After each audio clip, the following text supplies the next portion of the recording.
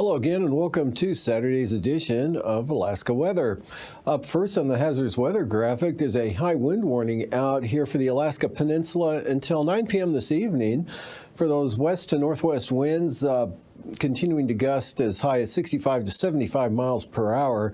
Then they should drop off later this evening and on through tomorrow. And up to the north, a couple of areas. Winter weather advisory is back up along the central and western Arctic coast for tonight and to tomorrow for snow and blowing snow. And reduced visibilities up there may pick up maybe another inch, but gusty winds 30 to 45 miles an hour, reducing visibilities maybe down to a half mile at times. Winter weather advisory here for the Yukon Flats, for Yukon, Chalkitsik, down to Beaver, and that's out for tonight into tomorrow as well for snow and areas of blowing snow there with reduced visibilities.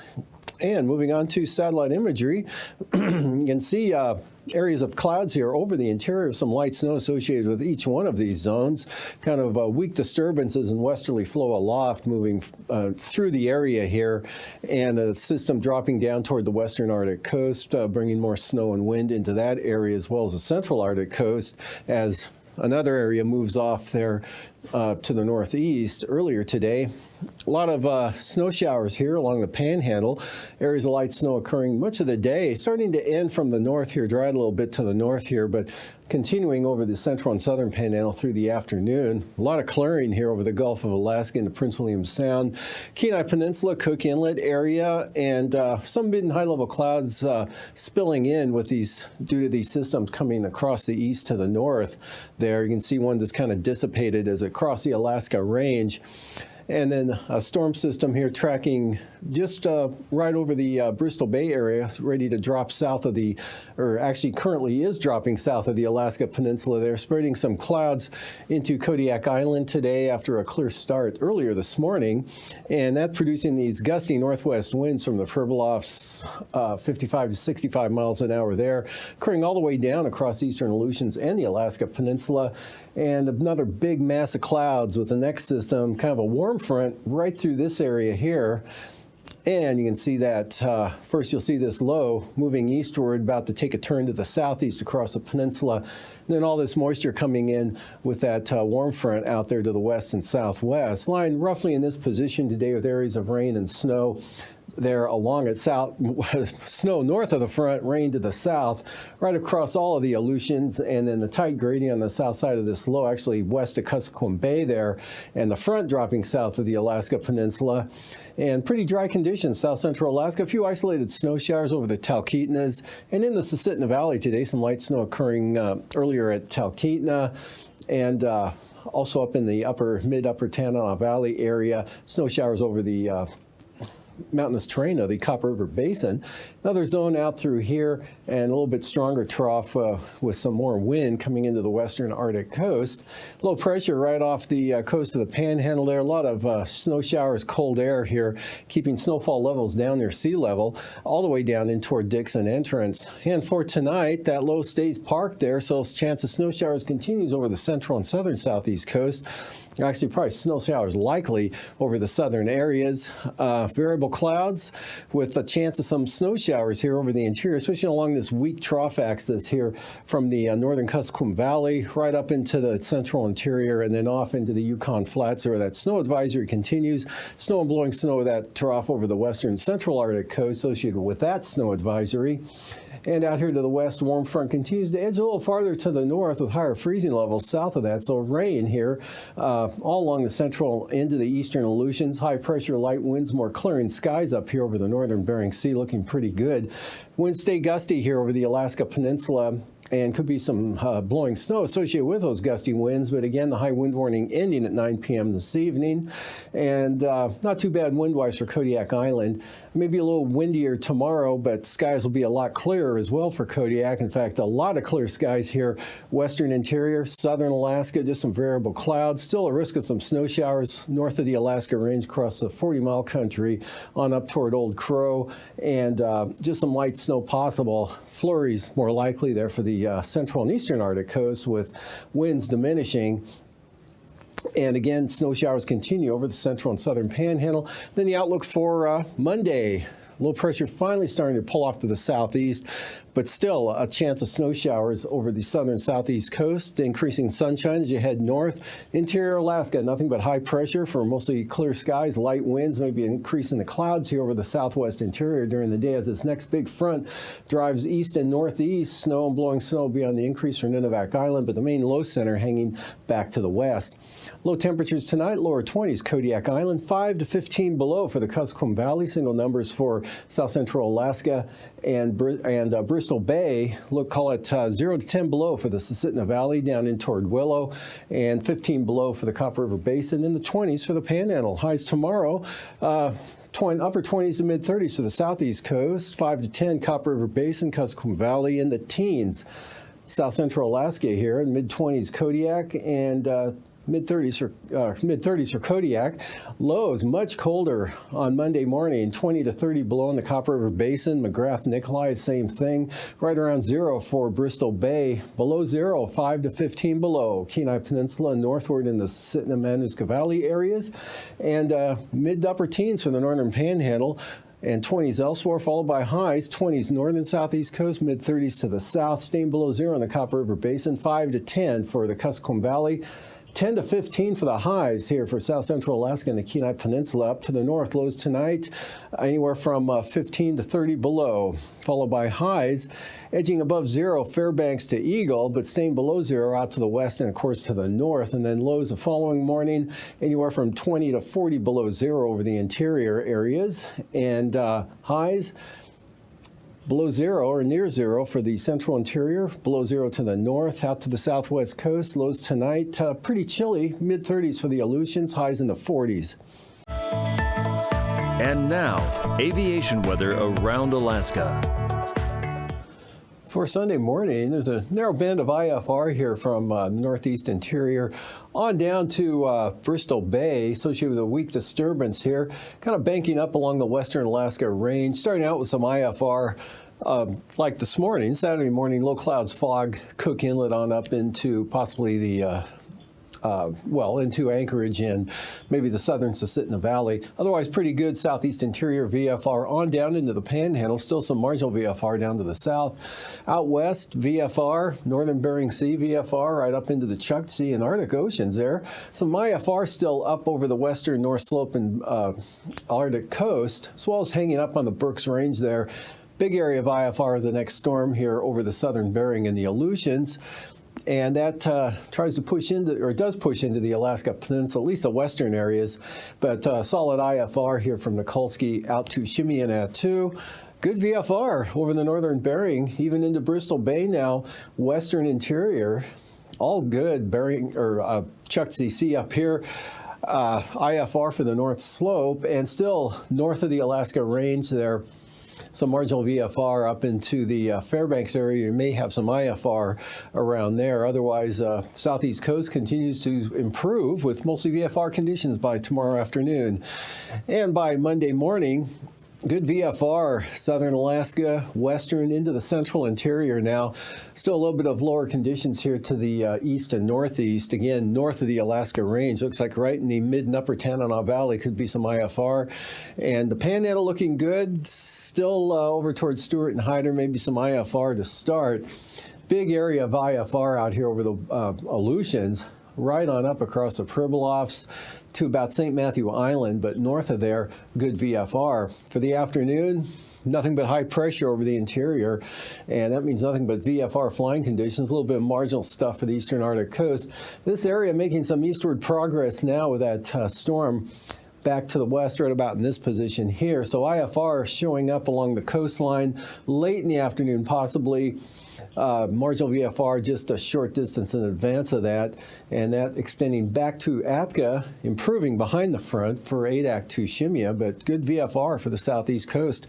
And for passes, Anatuvik and Adigan, looks IFR tomorrow at times throughout the day for those two passes, but Lake Clark and Merrill, really good VFR tomorrow and Monday as well. Rainy VFR flying for the next couple of days, as well as windy. Isabel could be marginal at times tomorrow, and Mentasta also marginal at times, trending toward VFR in the afternoon. Tanita, VFR. Portage looking good, VFR, as well as Chilkoot and White. A couple of VFR days coming up for those two passes as well. Freezing levels at the surface here across Bristol Bay, right on the north coast there, Togiak Bay in toward King Salmon, up along the North Gulf Coast, northern Panhandle, and some warmer air showing up out here over the Aleutians, 2,000 to 6,000 feet. Across the central Aleutians there. A little bit of southerly flow ahead of that next system. It's mostly tracking to the east-northeast. And icing with that, light to isolated moderate rime icing, quite a band here from the Alaska Peninsula across the southern Bering Sea, actually up into the Pribilofs, back to the west there. Icing free to the north over interior Alaska as well. Diminishing icing threats here over the southeast coast. And the jet stream here, pretty light winds over the Panhandle as well as the interior up here at about 33,000 feet. But the main jet core up into the Bering Sea now, 155 knots south, or turns southeast, 170 knots there, right across the Alaska Peninsula and Kodiak Island. 9,000 feet, wind flow at this elevation a little farther to the south, 55-knot westerlies in the Bering Sea, southwest 60 knots there, western Aleutians, northwest 50 across the Alaska Peninsula, and 3,000 feet. Northwest 40 knots here, supporting those stronger gale force winds for Kamishak Bay and the Barren Islands there. And otherwise pretty light over interior Alaska. Picks up more of a breeze there for the Arctic coast with an upper level low there off the east central Arctic coast. And then southeast winds at 50 knots here over the Bering Sea. And south of the trough, southwest at 45 knots. And light winds for the southeast coast. Turbulence-wise, smooth for the Panhandle and much of the interior as well. Could be a little bumpy here over the western Sitna Valley, as well as the Kobuk Valley out to Selawik and maybe Kotzebue. Moderate turbulence, Prince William Sound down to Kodiak Island, as well as the Aleutians. We can't just put the fires out because we can't put them out. We've tried that now for a century, and it doesn't work. It just makes the next one worse. You may see a place like this and think, total devastation.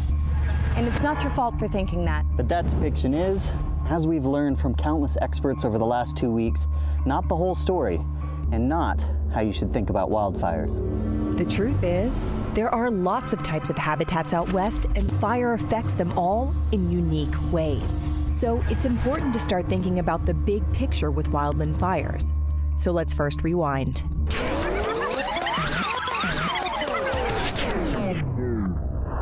To help us understand what's going on out west, Rob and I started calling up the experts, and what we found was that the story of fire, particularly in the west, is complex. So to understand it, we planned a road trip. Road trip time! The goal of our road trip was to see as many forests as we could and meet experts around the region to help us understand the role fire plays out here. First destination was to find the forest burned by the now famous Great Fires of 1910. And at the heart of what is known as the Big Blow-Up, the logical first place to stop, the city of Wallace. Hi, Sarah. Hi. Good. Haley and I are in this cute town of Wallace, Idaho, which was completely destroyed by the 1910 fires. You can see how much damage this fire actually did. Let's send up the drone and see what the surroundings look like now. What we found was a small town surrounded by a dense forest, with every single tree just over 100 years old. So everything we see behind us now, that's all new growth since 1910.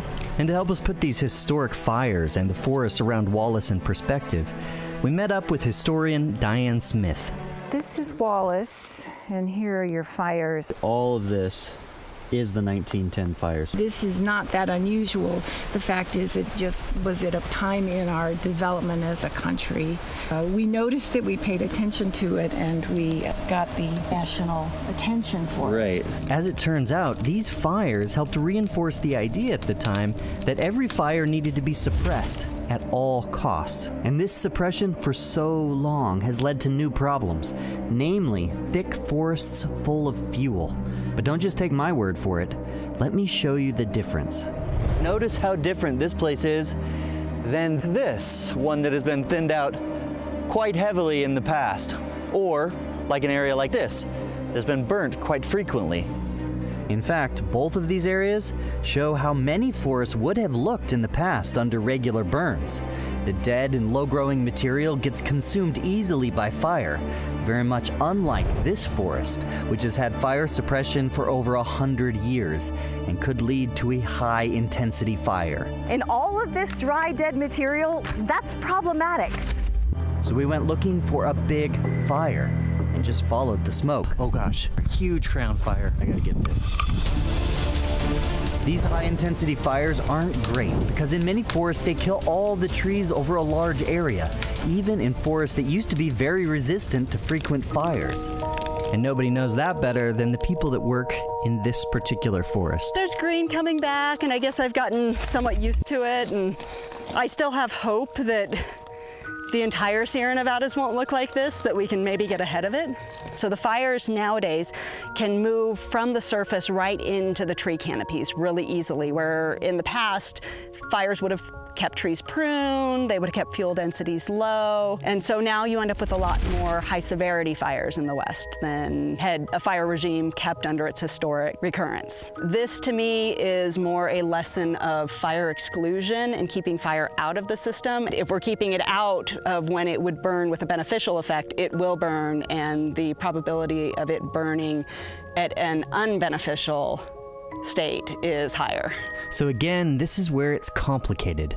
We thought if only we could stop the fires, we'd win the fight. But the fires like the King Fire here show that stopping the fires only made it worse. Add that to the fact that we're living closer than ever to these wild lands.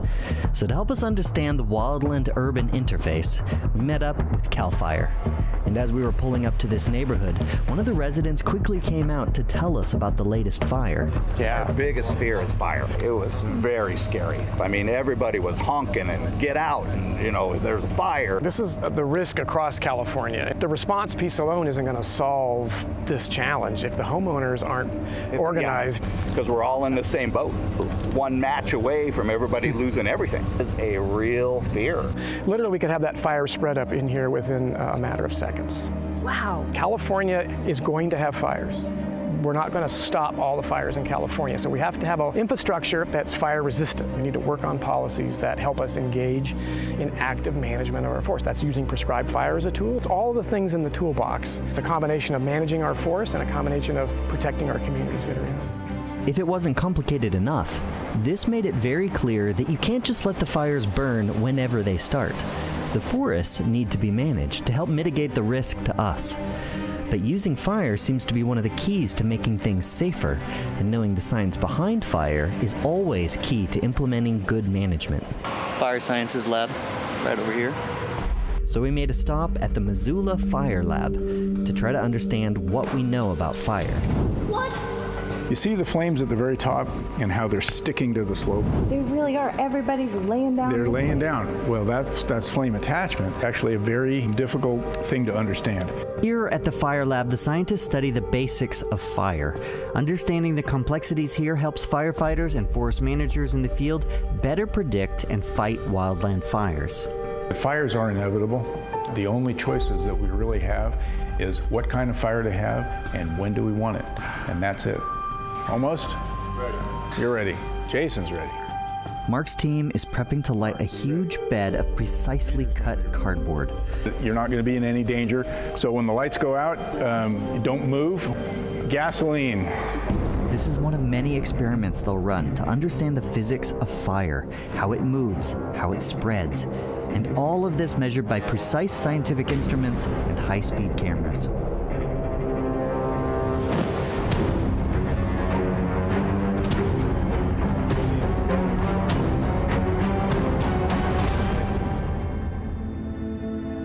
Tens of thousands of pieces of cardboard up in flames in mere seconds. The ongoing research will help us better understand fire with the ultimate goal that we can live better with it. But can we do that? There is one forest we knew of that seems to have figured out this coexistence with fire, a place where fires burn all summer, every summer. It's part of their way of life and a mentality we wanted to know about. And here we went out with our guides Frank Lake and Steve Valentine, who work with the local U.S. Forest Service and tribe to help keep a healthy forest. This is perfect. The fires basically come through and cleared out the understory.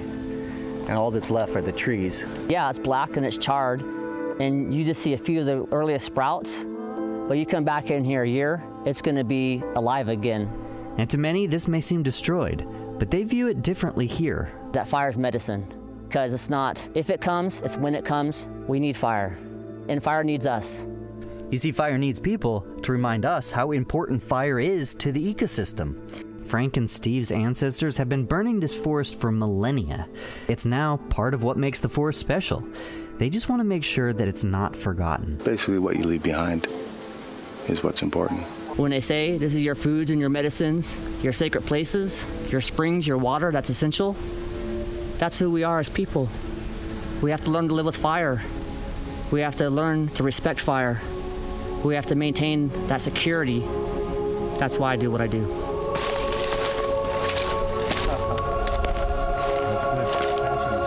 Haley and I have learned a lot on our journey.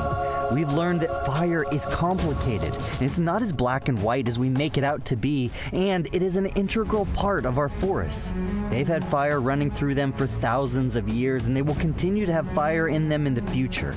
And we can't always put the fires out. We have to decide what kind of fires to live with, and that is why we need to work with these fire crews from around the country. We also need a public who understands the importance of fire on the landscape. A healthy forest, you see, is a forest that lives with fire.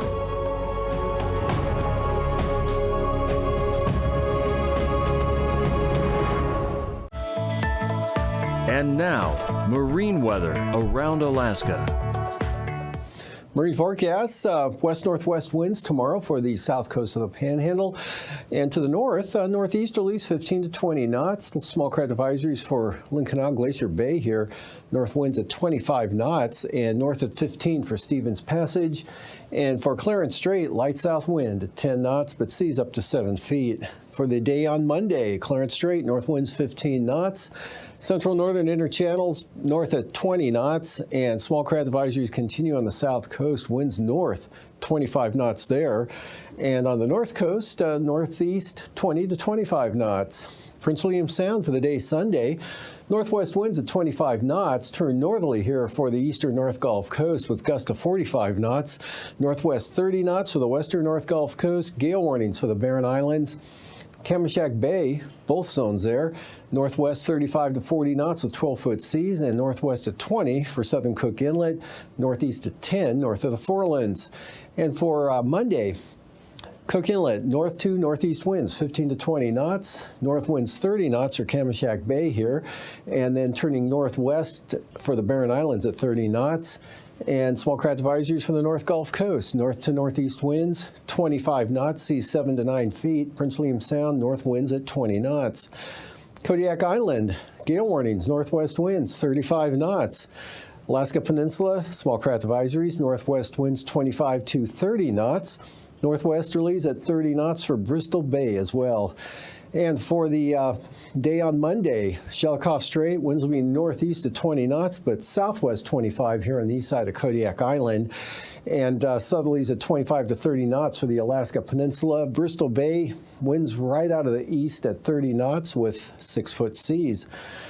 Eastern Aleutians tomorrow, southwest winds 30 knots for the day on Sunday. Otherwise, some gales for the central Aleutians, Adak and Atco looking at southwest 30 to 35 knots. Kiska to Shemya, east winds 30 knots.